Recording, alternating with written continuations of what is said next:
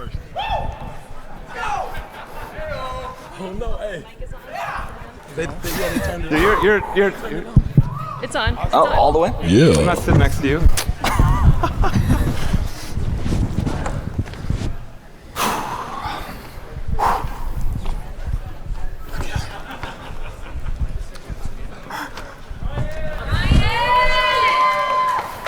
Oh man, I was gonna yell too, but California the contingent. microphone's about Well, it. well, right. well.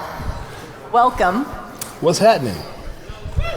Hi, I'm What is Mills, so bright? and I'm a local community maximalist.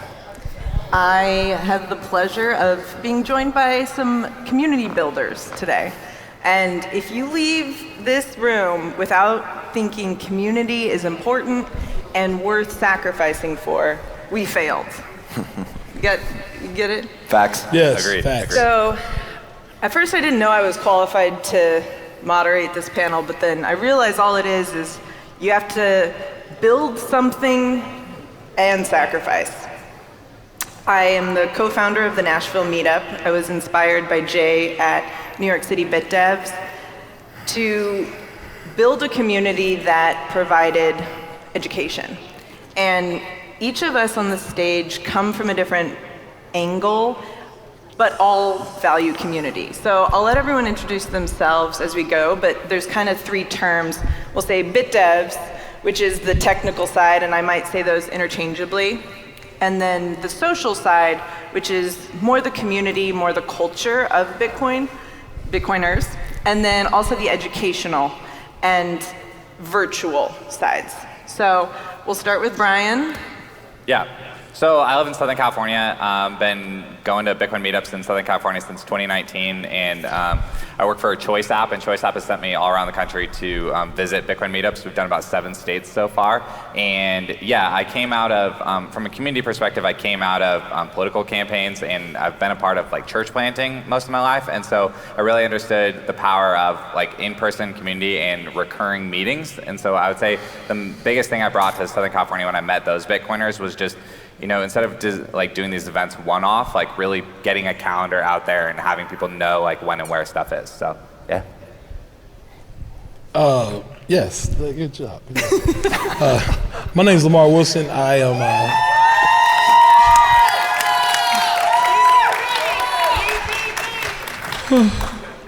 I am a founder of Black Bitcoin Billionaire. I have been building communities around your mama. I have been building communities around Bitcoin for a very long time. Since 2013, I started getting people into it. Around 2017, I built a group called Coinda. There's about 26,000 people, and now we have Black Bitcoin Billionaire, which is the largest Bitcoin group on Clubhouse, 151,000 members. And I don't know if I'm as disciplined as my man Brian here about the schedule and the calendars and all of that. I think for us it's just about sharing love, spreading as much as we possibly can, and making sure that everybody is educated on Bitcoin. I just came from a party where we were able to give 2 entrepreneurs $20,000 in Bitcoin. So that's the kind of stuff we do. So whoever yells scam over there, your mama again. All right, your turn. My name is Justin. I run a meetup in Austin, which is pretty big, 200 people every month or something like that.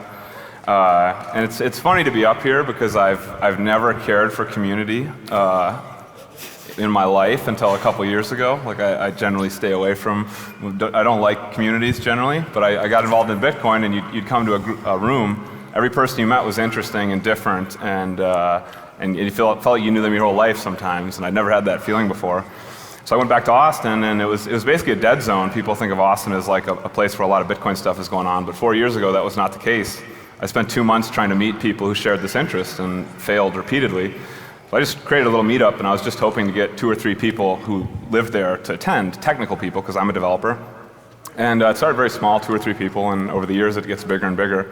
And so now we have like a whole community, a generous sponsor on Chained who like hosts our meetups every month, and you know, the community is now like is huge, and now there's like a social aspect which Kyle will talk to, which he's kind of taken the baton and run with. So it's really exciting to just have this group of people that you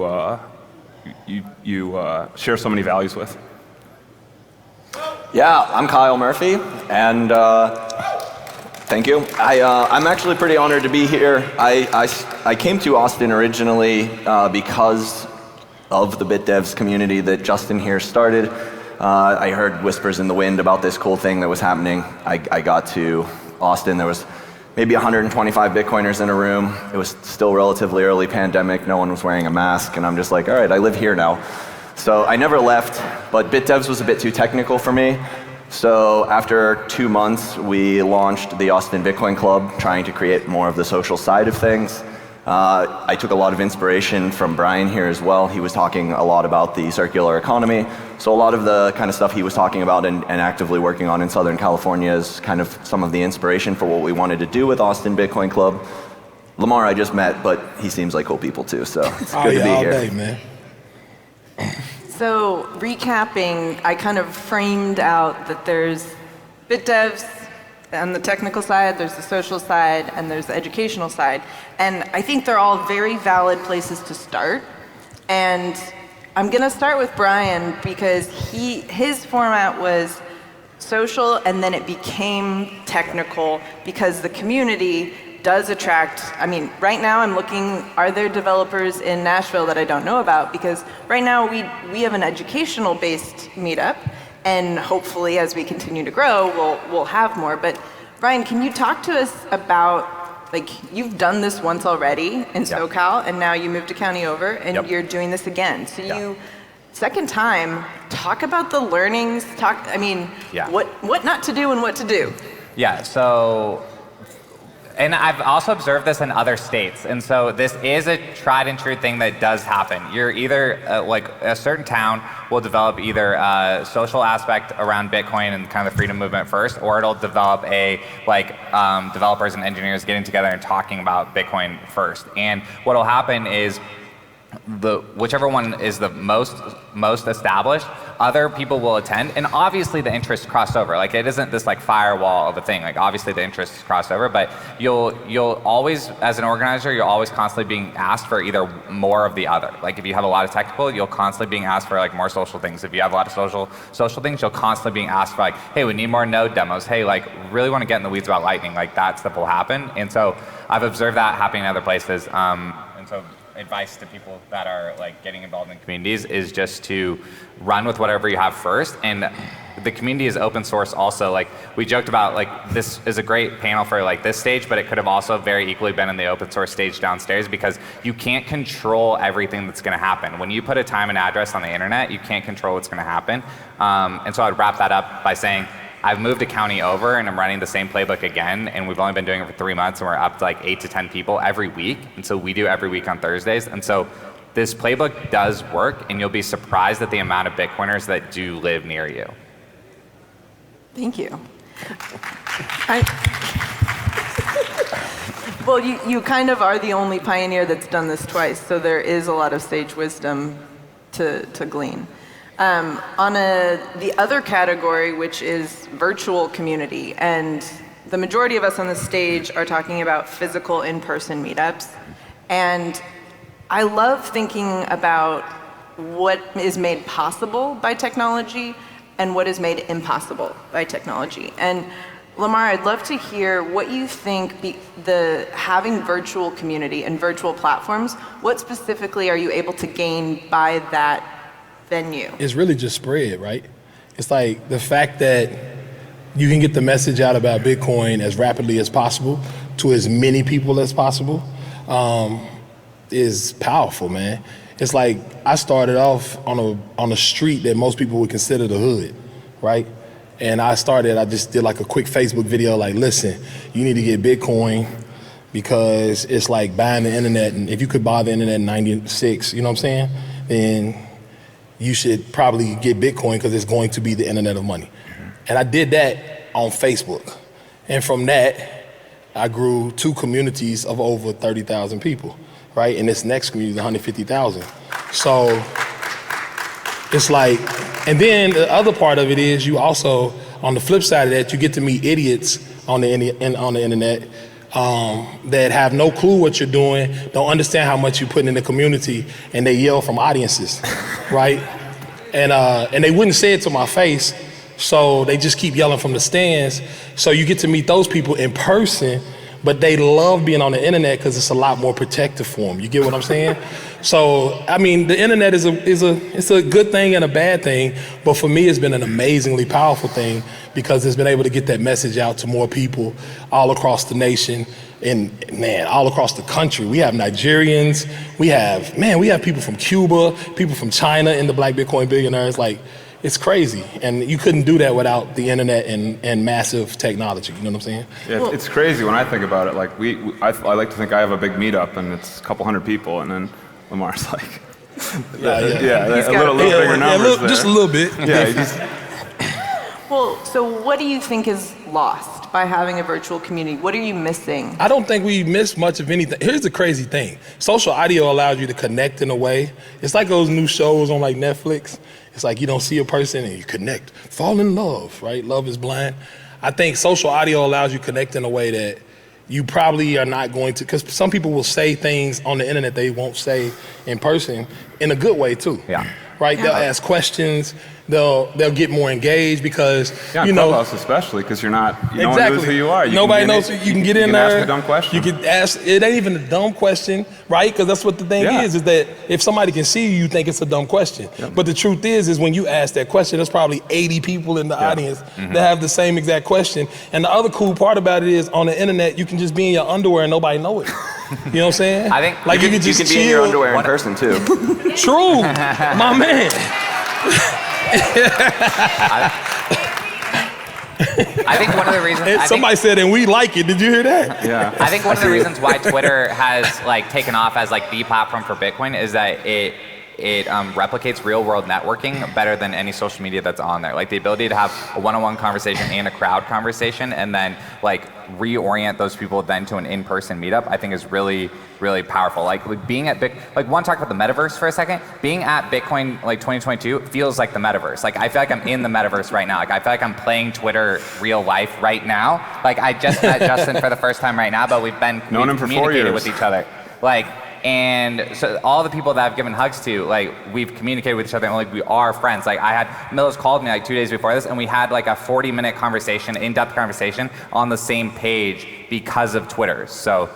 Hold on. Do you have a girlfriend?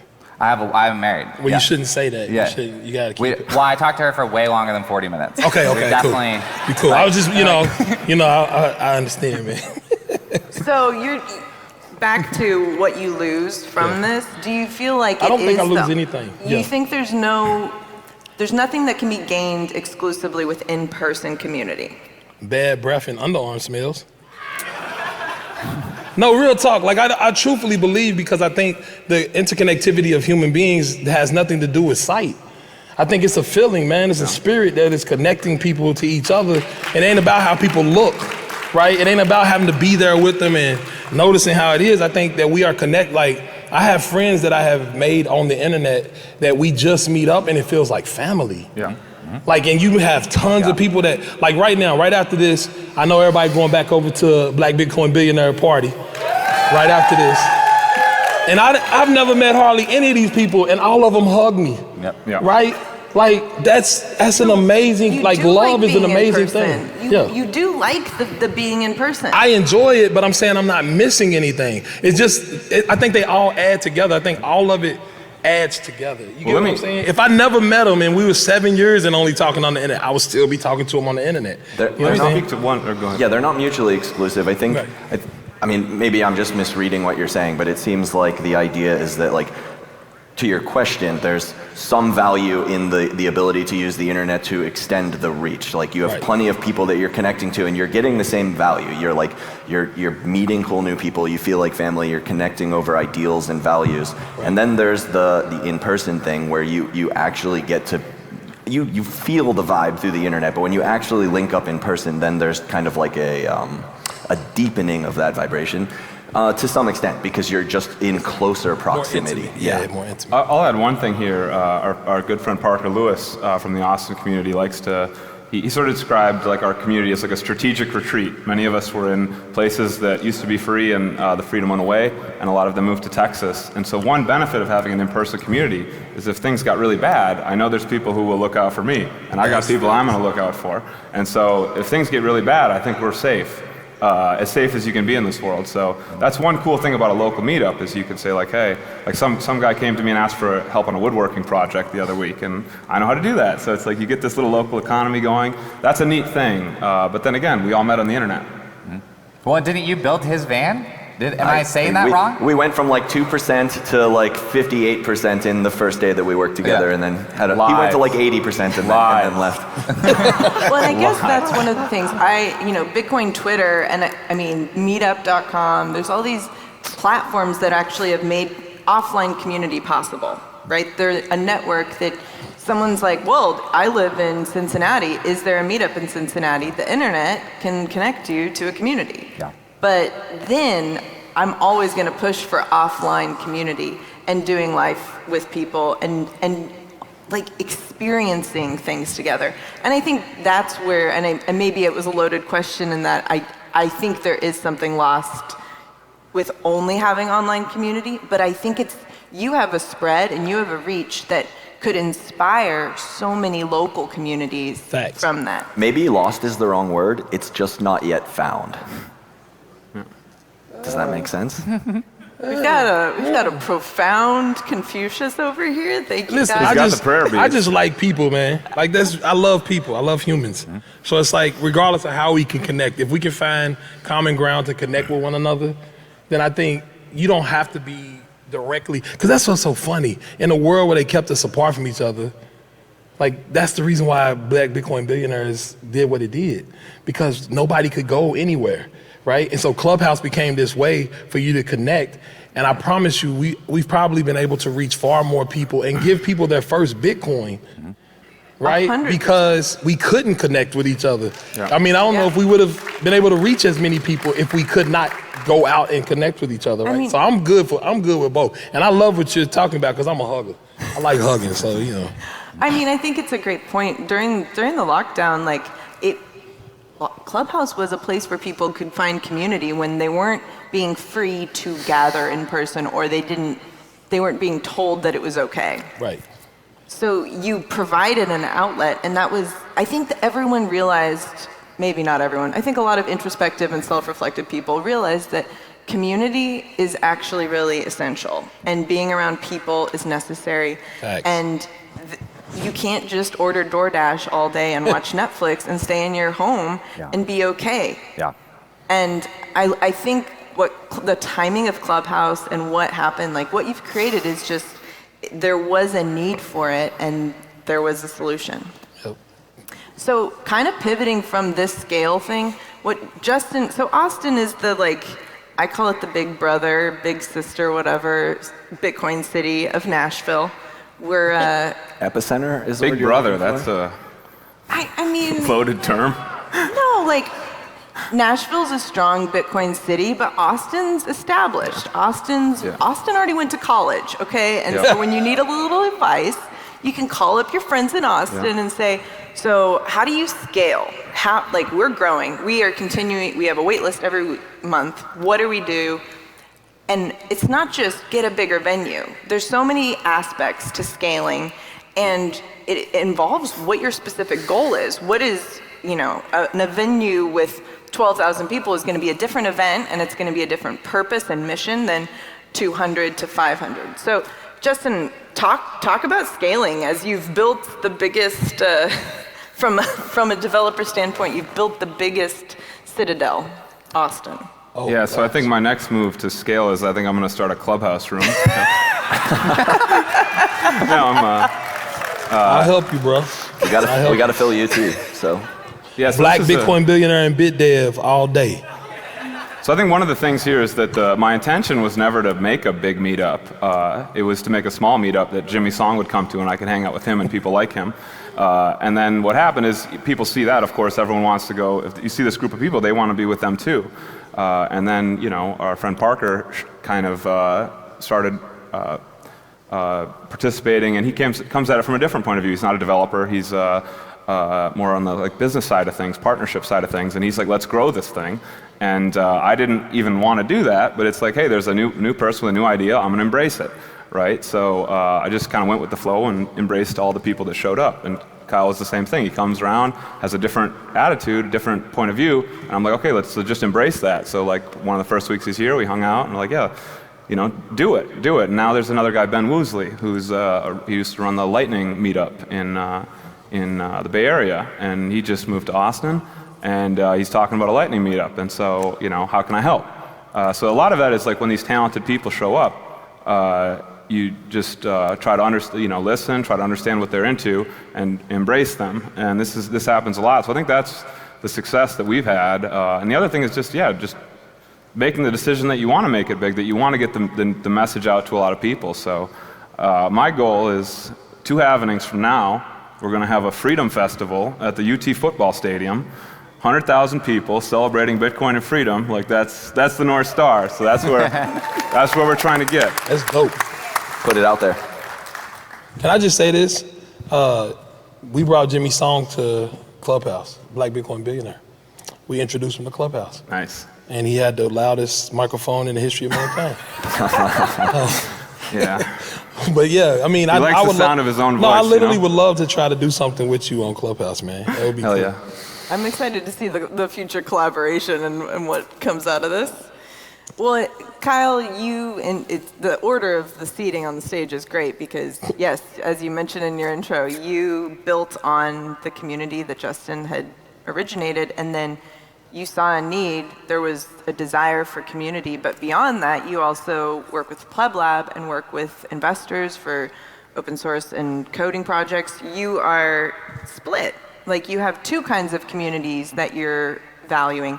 How do you prioritize, and is it in each moment different? I'm assuming, but where is your head at, and how are you kind of navigating this? Yeah, so it isn't 2 communities, it's just one community with different needs and different things that they're looking for. So we started Austin Bitcoin Club because there was a desire and I believed a need to have a social side of things. Like Bitdevs was great, but it's 2 hours for people like myself. I'm just like, when are we going to get to the barbecue part where I can just talk to people? Yeah. So we just decided to build that, and we bought some tacos and some beer and said, let's just kick it with Bitcoiners. And once we did that, the community that showed up desired to get developers together in more ways than just Bitdevs. They were like, let's do hackathons, mini hackathons, like salons. It's like, well, they had all kind of different ideas for what developers getting together should look like. And the guys that started Austin Bitcoin Club, me and my co-founder Carr, and then eventually our friend Keon, we all decided to get together and see if we could make something happen getting developers together. And we started looking at houses. Eventually the place where we were hosting the Austin Bitcoin Club meetup, they decided to work with us and give us some office space. And we just gave it away, got some developers, some guys that were already working in the industry, and some guys that were doing some early stage startups, and we just started trying to help them. We didn't really know what we had or what we were gonna do. We're still just kind of landing on that model. But yeah, as we've started looking at getting investment in to help them actually get some cash and get connected to the VC community, prioritizing hasn't really been all that difficult. I'm just kind of, what's the word? I'm just process oriented, right? So it's like, what's the next single most important step? It doesn't matter what's after that. It's just like, this is the next thing, do it. And then once you do that, do the next thing. So I just prioritize by getting the things done that need to get done, but at the end of it, like the base layer, it's all just community. I'm just trying to help people that I know and care about succeed, and I want Bitcoin to succeed, and that's what I wake up every day to try and do. Just one rep at a time. Yeah. Yeah, it's gonna happen. I bet this is the most exciting panel. All right. You never know what's gonna happen next. Well, there is one like, and you can maybe one word, maybe one phrase, closing thought. To contribute to community, there is a sacrifice. What is the best thing that you have witnessed, that you have felt, that you have learned and seen from the sacrifices that you have inevitably made? Popcorn style. Can you rephrase the question? What's your favorite thing about community and the community that you've built? What has it taught you? How have you been surprised? I don't know if surprised is the right word, but like one of my favorite things about community is something Justin touched on earlier. It's that you have this network or this thing that you can fall back on that he's once described what we had at Pleb Lab as 5 people in a room who loved each other. And that was really powerful, and it resonated with me quite a bit because I agree. And I think at the core of what community is, that's kind of the thought process. It's a group of people who love one another, and in crazy times when there's crazy externalities, like having that core group of people that you can fall back on because you love one another is really powerful. Man. Yeah, I think a big one for us is, for me, was we were probably the first meetup to open up after COVID, one of the first ones probably, it became like a pilgrimage almost, that a lot of people who were into Bitcoin were in New York City or California and they couldn't go outside. They were like, almost felt like captives. And so these people would fly in, and there was a couple people who flew in every single time for a year. And it was like, that was surprising to see. And some of them were, big names. And they would just come every time, month after month after month. That was pretty cool. Yeah, I think for me is, community is common unity, right? And it's like a lot of times, and this is serious for me because a lot of times there's a misconception that certain people can't get together and do stuff together. And it's like it's a stereotype that you can't find unity, and Bitcoin has really allowed us to find a unity amongst each other that winds up showing us even more unity in what we're doing. And so being able to build such a large community that comes together, we put out a list to just say, hey man, we need some volunteers. Me and my wife been trying to hold this down for a while. 130 some people signed up, right, to volunteer, just to volunteer. Now, I got it, and matter of fact, I don't even know if y'all see this young lady down here with this crazy film stuff, like crazy, amazing film stuff. She is a volunteer. Like, she literally said, I want to help out. And she brought all of this stuff, look how little she is. She dragged it all through the airport. You know what I'm saying? Dragged it all through the airport and everything, and it's given us very high quality video and stuff just to volunteer. And I think that kind of love is what is amazing to me about finding common unity with some people, man.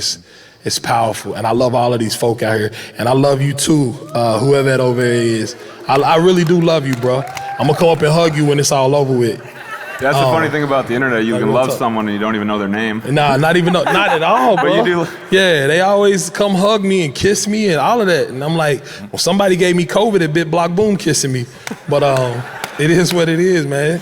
But yeah, I really do think that's my biggest part, is just finding common people that can unite amongst something and then have them to all sacrifice too, take the lead of that sacrifice, so yeah.